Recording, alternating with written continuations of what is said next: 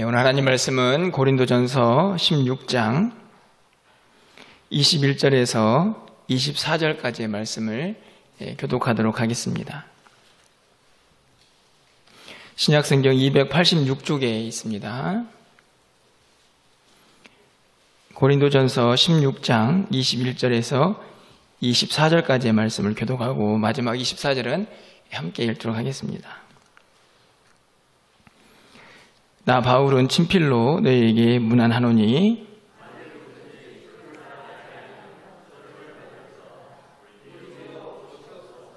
주 예수 그리스도의 은혜가 너희와 함께하고 나의 사랑이 그리스도 예수 안에서 너희 무리와 함께 할지어다. 아멘. 성탄 전야 금요기도에 나오신 우리 성도님들을 환영합니다. 먼저 광고를 좀 드리겠는데요. 내일 성탄 축하 예배가 정상적으로 11시에 진행이 됩니다. 여러분 기억해 주시길 바라고, 그리고 주일 예배도 종전처럼 변함없이 새벽부터 동일하게 진행이 될 예정입니다. 그리고 오늘 기도회까지 다 마친 이후에 간단하게 우리 선물 나눈 시간을 좀 가지려고 합니다. 사실은 이제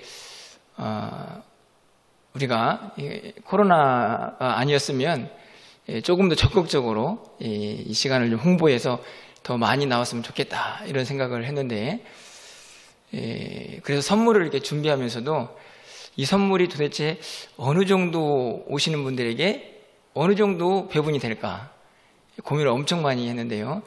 오늘 보니까 여기 있는 모든 분들이 하나씩은 다 가져갈 수 있지 않을까 그런 기대를 갖게 됩니다. 물론 이제 온라인으로 함께 하시는 분들도 있을 거라고 생각이 드는데요. 여러분 뭐 끝까지 다 참여하시겠지만 오늘은 특별하게 끝까지 가지 마시고 같이 참여하셔서 또 선물 나누는 시간도 동참해 주시기를 부탁을 드립니다. 여러분 혹시 오매불망이라는 말 아시나요? 오매불망. 이 말은 뭐 자나깨나 잊지 못한다 하는 그런 그냥 한자적인 의미를 가지고 있는데요. 우리가 보통 이제 누군가를 간절하게 기다리고 그리고 또 사모할 때 오매불망이라는 단어를 쓰곤 합니다. 여러분 어떠신가요? 혹시 오매불망 그렇게 기다리고 또 사모하는 그런 사람, 그런 일들이 혹시 있으신가요? 뭐 단순하게 사람에 대해서만 이런 마음을 갖는 것이 아니고 우리는 어떤 일이든지 간에 또 이런 마음을 가질 수 있다 하는 생각들을 갖게 되는데요.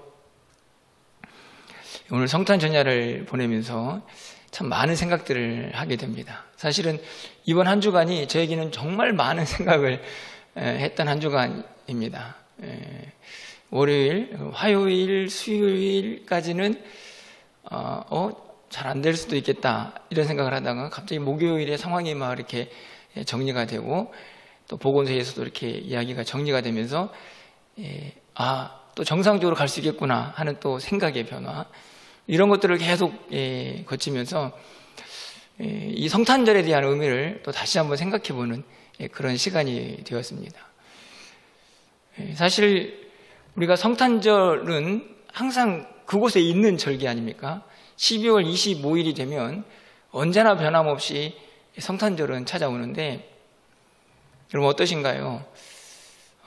나이를 조금 먹어가고 또 시간이 조금 흘러가고 또 세상이 조금 변해가고 그 12월 25일은 늘 그 자리에 있는데 그 성탄절을 대하는 우리의 상황, 우리의 마음, 우리의 태도는 뭔가 좀 계속 달라지고 있다, 그런 생각을 가져봅니다. 안타깝게도 좋은 의미로 달라지는 게 아니고 아쉽고 안타까운 모습으로 달라지고 있는 것은 아닌가, 이런 생각이 듭니다. 제가 오매불망이라는 단어를 여러분에게 먼저 소개한 이유는요, 시간이 지나면서 그렇게 뭔가 간절하게 그리워하고 또 사모해보는 그 일들이 점점 사라져 간다는 것입니다. 그것이 어떤 사람이든 어떤 일이든지 말이죠. 제가 어렸을 때만 해도 뭐 아주 어렸을 때는 아니지만 중고등학교 때만 해도 이 성탄 전야를 얼마나 기다렸는지 모릅니다. 여러분 어떠신가요? 저는 이제 시골에서 자랐기 때문에 성탄 전야가 되면 늘 동네를 막 돌아다니면서 새벽송을 부르곤 했습니다.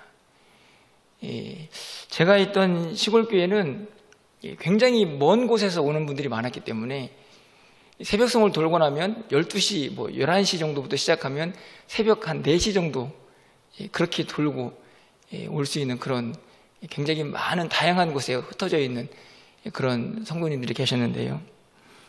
그래도 그때를 생각해보면 얼마나 행복했는지, 그 추운 겨울에 마을을 돌아다니면서 성도님 집 찾아가가지고 새벽송을 돌고 또 찬양도 하고 하늘엔 영광 땅엔 평화 이렇게 외치면서 다녔던 그런 기억이 있습니다.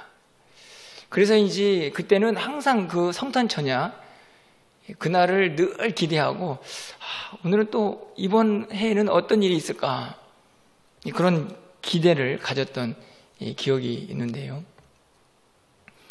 이제 나이를 먹고 시간이 지나고 그러면서 자연스럽게 그런 기대감들 사라지고 있다는 생각들을 가져보게 됩니다.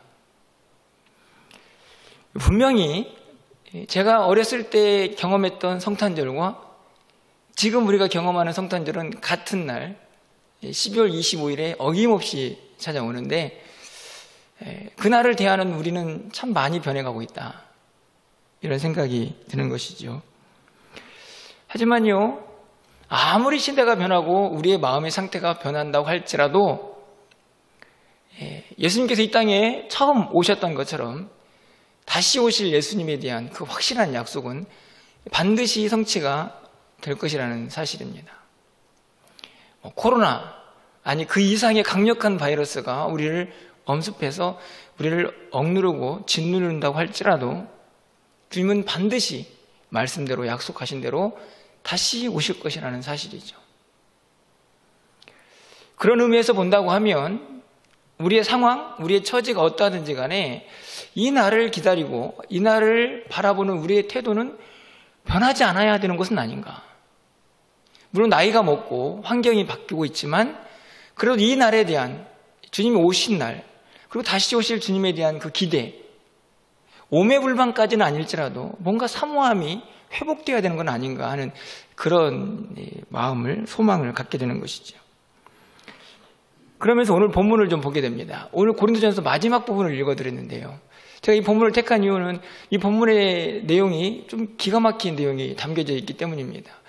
여러분, 바울이요, 친필로 문안한다 이 말을 보면 그 당시에는 이제 대필을 많이 했기 때문에 제가 직접 마지막 이 문안 구절은 썼지 않나 이런 생각이 드는데요. 그런데 오늘 본문을 보면요, 좀 놀라운 단어가 등장을 합니다. 은혜, 사랑 이런 단어들은 이해가 되는데 이 22절 말씀을 보면요, 저주를 받을지어다. 이 서신서의 맨 마지막 아닙니까? 좋은 말로 막 이제 마무리를 지어도 사실은 좀 부족함이 느껴지는 그런 마지막 부분일 텐데 이 저주라는 단어를 쓰고 있다는 것이죠. 여러분은 어떻게 생각하십니까? 왜 바울이 이 마지막 서신서의 끝부분에 좋은 말로 마무리를 지어도 이 성도들이 이 앞에 있는 내용을 들을까 말까 할 텐데 마지막에다가 저주를 받을지어다 이런 메시지를 전하고 있는 것일까요? 그 이유를 살펴보면요, 그 앞에 있는 문장을 좀 보면 알 수 있습니다. 누구든지 주를 사랑하지 아니하면, 그러니까 저주를 받는데 그 대상이 주를 사랑하지 않는 사람. 그런데 또 질문이 던져집니다. 아니, 주님을 좀 사랑하지 않을 수도 있지. 예수를 믿다가도 아까 오매불망까지는 아닐지라도 마음이 좀 식어질 수도 있고 주님과 좀 멀어질 수도 있는데 그렇다고 저주까지 할 일인가? 또 이런 생각이 드는 문장이기도 합니다. 그런데 이런 질문들을 한꺼번에 해결해주는 그 문장이 바로 뒤에 등장을 하죠. 우리 주여, 우리 주여 오시옵소서. 사실은 이 문장은요, 굉장히 조금 엉뚱하다는 생각이 듭니다. 앞에서는 막 사랑하지 않은 사람은 저주받을 거야. 그런데 그래 놓고 끝에 가가지고 우리 주여 오시옵소서 이렇게 기록을 하고 있죠. 조금 엉뚱한 구절처럼 보이지만 이 앞에 있는 저주라는 단어를 이해하는데 매우 중요한 단서가 된다라고 생각이 듭니다. 그 이유는 다른 데 있지 않습니다.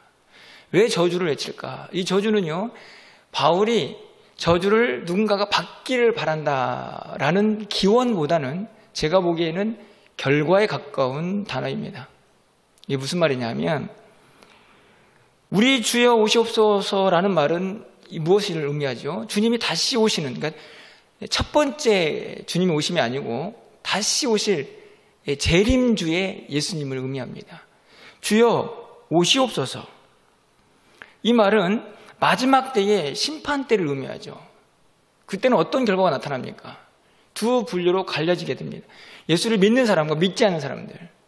그러니까 여기서 사랑하지 않는다는 말은 조금 더 넓은 의미로 보면 그 재림 때에, 예수님 다시 오실 때에 주님을 사랑하지 않는 사람들이죠. 그 사람은 저주를 받게 되어 있습니다. 멸망에 이르게 되죠.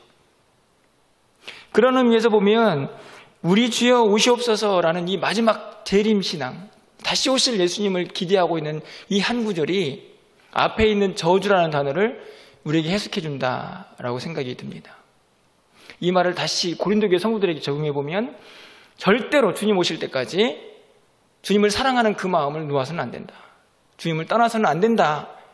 그렇게 되면 너희들이 결국은 멸망하게 될 것이다 라는 사실을 바울이 이 마지막에 꼭 고린도 교회 성도들에게 알려주고 싶었던 것입니다. 그런데요, 그렇게 형벌을 받는 사람들, 저주를 받은 사람들 말고 그러면 끝까지 주님 오실 그때까지 믿음 지키는 사람들, 그 사람들은 어떻게 살아야 할까 하는 것을 오늘 본문이 우리에게 또 가르쳐주지 않나 생각이 드는데요. 다시 22절 말씀을 좀 가서 보시면요, 우리 22절 한 번 더 다시 읽어보도록 하겠습니다. 읽겠습니다. 만일 누구든지 주를 사랑하지 아니하면 저주를 받을지어다. 우리 주여 오시옵소서. 이 말을, 이 저주라는 단어를 좀 생각하지 말고요, 이 앞에 있는 사랑이라는 단어만 연결을 좀 시켜보면 다시 오실 주님을 기다리고 사모하는 그 사람의 마음속에 있어야 할 감정이라고 생각해 봅니다. 사랑이죠. 다시 말하면 이 세상을 살고 있지만 다시 오실 주님을 기다리는 우리의 마음속에는 항상 주님을 향한 사랑, 사모함이 끝이 없이 계속 되어야 한다는 이 말씀입니다. 앞에서 설명했던 그 오매불망이라는 단어가 다시 오실 주님을 기다리는 우리의 마음속에 깊이 새겨져야 한다는 말씀이죠. 자나깨나 주님 만날 그날을 사모하는, 그렇게 재림의 때를 기다리는 우리의 믿음 생활이 되어야 한다는 말씀입니다. 우리가 잘 알고 있는 것처럼 우리 주여 오시옵소서라는 말은 마라나타라고 하는 단어로 우리가 이미 잘 알고 있습니다. 여러분, 계시록 22장 20절 성경이 끝나는 마지막 구절에도 이렇게 기록이 되어 있지 않습니까? 이것들을 증언하신 이가 이르시되 내가 진실로 속히 오리라 하시거늘 아멘. 주 예수여 오시옵소서. 결국은 이 성경의 맨 마지막 끝자락도 다시 오실 주님에 대한 기대, 그 사모함, 그 사랑으로 끝을 맺고 있습니다. 오늘 본문에서도 마찬가지죠. 사실은 고린도전서 16장의 끝자락이지만 사실은 성경 전체의 끝자락과 같이 해석이 될 수 있습니다. 주님이 다시 오실 그날을 간절히 사모하는 그 사람 마음속에는 주님을 향한 사랑, 그것이 언제나 함께해야 한다는 사실을 우리에게 가르쳐주고 있는 것이죠. 주님은요, 약속하신 대로 반드시 다시 오실 것입니다. 여러분, 사도행전 1장 11절 말씀을 가서 보시면요, 이르되 갈릴리 사람들아 어찌하여 서서 하늘을 쳐다보느냐, 너희 가운데에서 하늘로 올려지신 예수는 하늘로 가심을 본 그대로 오시리라 하였느니라. 이 본문을 보면 승천하시는 예수님을 보고 있는 이 무리들에게 곁에서 천사들이 이야기합니다. 너희들이 본 그대로 예수님이 다시 오실 것이다. 마라나타지요. 우리 주여 오시옵소서. 다시 오실 그 예수님을 기다리고 사모하는 그 성도들의 마음속에 멈추지 않는 주님을 향한 사랑이 계속 되어야 한다는 말씀을 오늘 본문이 우리에게 가르쳐주고 있는 것이죠. 여러분, 그렇다고 하면요, 오늘 이 본문 속에서 우리가 다시 오실 주님을 어떻게 기다려야 할지가 우리가 묵상이 됩니다. 여러분, 그냥 단순하게 내가 정말 좋아하고 사랑하는 사람을 만나는 그 시간을 여러분이 기대한다고 한번 생각해 보십시오. 어떻게 하시겠습니까? 그냥 아무런 준비 없이 꾀죄죄한 모습으로 그렇게 그 사람을 만나시겠습니까? 아니면 무엇인가 잘 준비된 모습으로 그 사람을 만났을 때에 조금 부끄러움도 없이 좀 당당하게 그 사람을 만날 수 있는 그런 준비의 모습을 갖추시겠습니까? 저는 후자라고 생각이 듭니다. 정말 사랑하는 사람을 만나고 그 사람을 만나는 날을 기다리는 사람은 그냥 하늘만 보고 그냥 대충 하루를 보내면서 그렇게 살아가지 않는 것이죠. 이 기다림 속에는, 이 사모함 속에는요,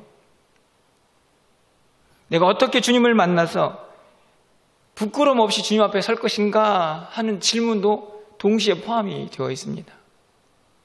바로 오늘 다시 오실 예수님, 이 성탄의 계절에 다시 오실 그 주님을 기다리면서 간절히 사모하는 마음을 간직해야 할 우리의 마음속에 주님을 사모하는 그 마음의 끝이 아니고 어떻게 이 땅을 살아가면서 잘 준비된, 사랑하는 사람을 만날 잘 준비된 사람으로 서 있을까 하는 질문을 우리가 던지면서 이 시간들을 보내야 한다는 말씀입니다.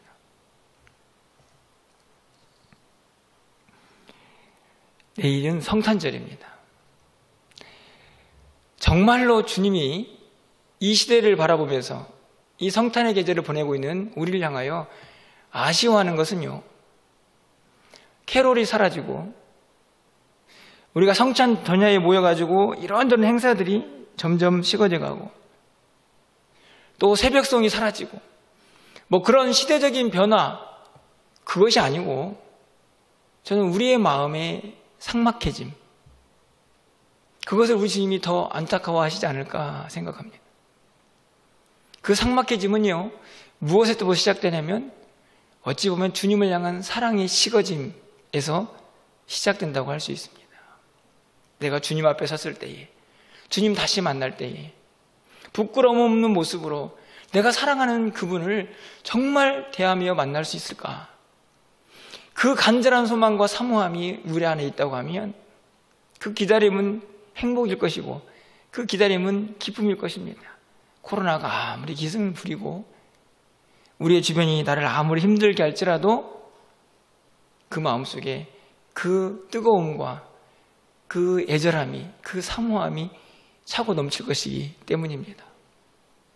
간절히 바라기는 오늘 저녁에 기도할 때에 여러분 마음속에 그 간절함, 그 사모함, 그 뜨거움, 주님을 향한 그 사랑의 마음이 회복되는 역사가 임하기를 간절히 소망해 봅니다. 내일도 계속 이어서 그런 설교를 하겠지만 오늘 기도회를 통해서 다시 오실 주님을 기다리는 우리의 마음의 변화가 반드시 일어나기를, 회복되기를 소망하는 마음으로 함께 기도하고 또 찬양하는 그런 은혜의 시간이 되기를 주님의 이름으로 간절히 축원합니다.